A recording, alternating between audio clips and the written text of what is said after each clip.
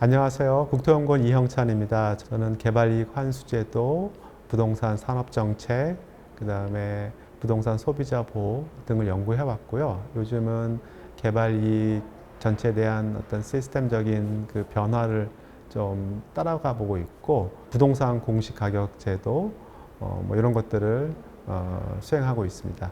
주로 정책 연구를 수행하고 있는 연구자입니다.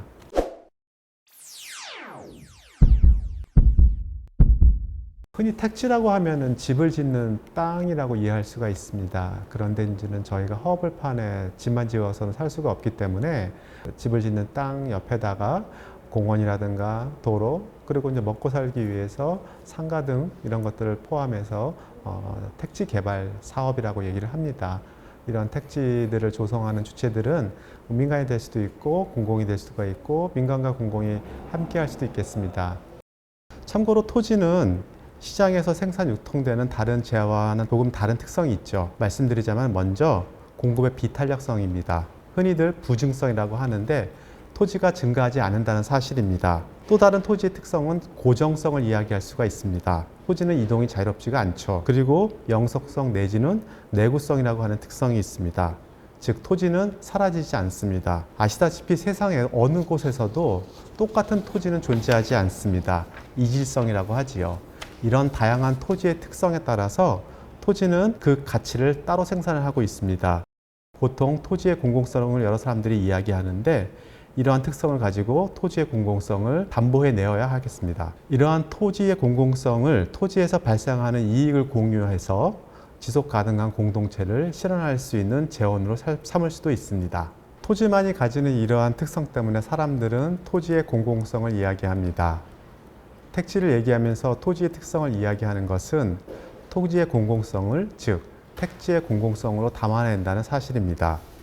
토지에서 발생할 수 있는 이익을 공유함으로써 지속 가능한 공동체를 실현할 수 있게 됩니다. 한국은 경제적으로 급속한 성장을 이루어왔습니다. 잘 아시다시피 경제 성장이 이루어지면서 일자리가 있는 곳에 사람들이 몰리게 되죠. 그 일자리가 있는 곳이 주로 도심이었고요.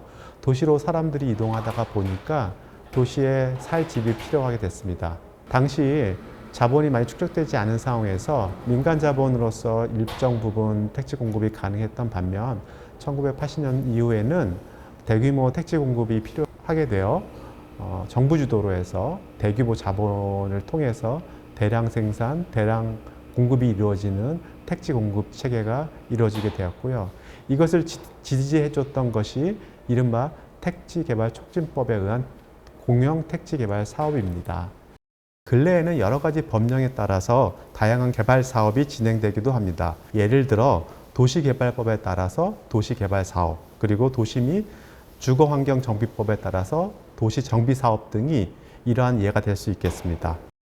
이러한 공공택지 공급은 개발 시대에 몇 가지 괄목할 만한 성과를 달성합니다. 첫째, 대량 생산의 성과입니다. 즉 대량 개발, 대량 공급으로 단기간 내에 도심 내 주택난을 해소할 수 있게 됩니다. 둘째, 전면 매수의 성과입니다. 전면 매수의 성과로 개발 이익을 효율적으로 적재적소에 환수해서 재분배할 수 있게 됩니다. 셋째, 개발 이익의 재투자의 성과입니다.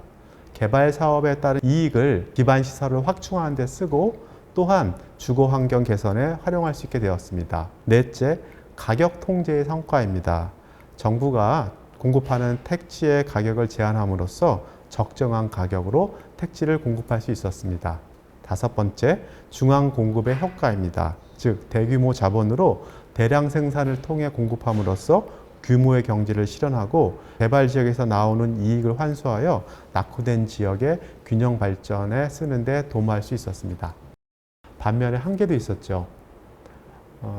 초반에 대량 생산, 대량 공급이 큰 성과였지만 다양한 사회 경제적 변화에 따라서 다양한 니즈들이 생기고 이런 것들에 부합할 수 있는 택지들을 공급할 필요가 있었습니다. 도시 내 택지 개발 지역들이 제한됨에 따라서 도시 밖으로 택지 공급이 이루어지게 됐습니다. 도시 밖에 있는 택지들은 주로 개발 제한 구역 내에 있는 용지들이었습니다. 그러다 보니 도시가 점점 외부로 확장이 되고 이러한 외부의 확장은 일자리로부터의 거리들이 멀어지고 교통 비용이 발생을 하고 환경 오염이 생기고 하는 문제들이 발생하게 되죠. 이러한 한계들과 더불어 향후 택지 개발의 방향에 대해서 알아보도록 하겠습니다. 앞서 급속한 경제 성장과 산업화, 이에 따른 도시로의 인구 유입은 도시 택지의 수요를 증가시켰습니다. 이러한 수요를 만족하기 위해서 정부는 대규모의 택지를 집중적으로 공급하는, 즉 개발 시대의 공급 방식을 취해왔습니다. 반면에 개발 환경을 둘러싼 사회 경제적 여건들이 변화하면서 새로운 시대의 택지 공급 시스템들을 요구하고 있습니다. 저는 이것을 포스트 개발 시대라고 명명하고 싶습니다. 기존 개발 시대의 성과를 바탕으로 해서 택지 공급 방식의 한계를 극복하기 위해서는 개발 시대의 여건들을 극복하는 새로운 시대의 포스트 개발 시대라는, 즉 중앙정부와 지방정부의 제 역할 정립, 그리고 계획 중심의 택지 개발 추진, 공급 방식의 다양성 제고 등들을 필요로 합니다. 공공부문이 주도를 해서 공영택지 개발 사업은 짧은 시일 내에 도시용지 확대에 크게 기여한 바가 있으나 인구나 가구 구조의 변화, 그리고 경제적, 사회문화적인 변화에 따라서 새로운 택지 공급 체계를 요구하고 있습니다. 즉, 대량 공급 체계에서 적지의 개발, 중앙정부 주도에서 지방정부의 주도, 단기 공급에서 계획적 공급, 전면 수용 방식에서 다양한 개발 방식 등의 변화를 보일 것으로 보여집니다.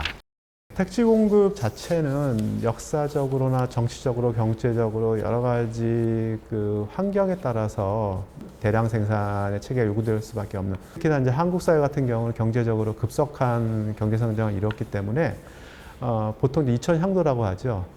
시골에서 일자리를 찾아서 도시로 이동하는 많은 사람들이 거주해야 될 땅들을, 집들을 지어야 했습니다. 그런 것들을 해결하기 위해서 민간자본들이 어느 정도 그 전에 공급을 해왔으나 그거에 한계가 있어서 정부 주도의 대량 자본들이, 그리고 대량적으로 생산해서 공급하는 시스템으로 해서 택지를 공급하였는데, 이런 것들이 90년대, 2000년대까지는 어느 정도 유효하게 작동을 하였습니다. 그러나 1인 가구라든가 저출산율, 그리고 대량 생산보다는 다양한 수요의 요구들, 이런 것들이 이제 반영을 하다 보니까 적재적소의 수요에 따른 택지를 공급하는 환경들을 변화가 되었고요. 이런 것들을 반영하기 위해서 기존의 택지개발촉진법에 따른 택촉 사업보다는 다양한 유형의 개발 사업들이 필요로 하게 되고요. 앞으로 이러한 다양한 개발 방식들은 향후 지속적으로 사회 변화에 적응하면서 진화할 것으로 보여집니다. 또한 택지 개발 사업으로부터 발생하는 이익들을 어떻게 나눌 것인가 하는 것들은 중요한 이슈입니다. 기획자가 가져갈 것인가, 개발자가 가져갈 것인가, 그런 것들을 판매해서 수분양권자가 가져갈 것인가, 그 다음에 재판매를 통해서 그 다음 분양자가 가져갈 것인가 하는, 구매자가 가져갈 것인가 하는 이야기들을 할 수 있게 됐는데, 사회적 담론과 그 다음 합의가 필요할 부분으로 보여집니다.